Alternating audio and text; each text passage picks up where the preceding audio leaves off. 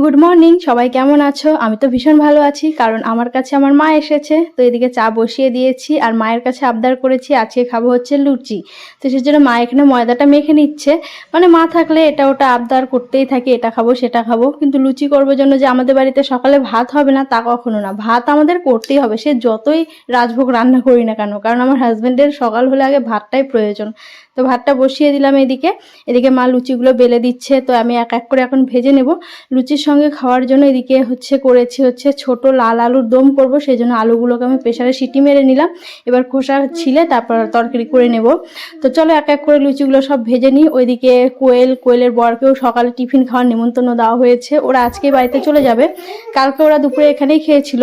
তো আজকে সকালে ভাবছি যখন লুচি ভেজে নিলাম তাহলে ওদেরকেও একটু বলি, তো ওরাও আসবে, সেই জন্য একটু বেশি করে লুচিটা ভেজে নিচ্ছি। এদিকে আমার হাজবেন্ডও চলে এসেছে আমাকে একটু হেল্প করার জন্য। যখনই কোনো ভাজাভুজি করি ওরা খেতে ভালোবাসে না, কিন্তু করতে খুব ভালোবাসে। এদিকে আমার আলুর তরকারিটাও হয়ে গেছে, হাজবেন্ডকে বললাম খাবে নাকি, ও বললো যে অল্প করে দাও। তো দুজনে মিলে খেয়ে নিলাম।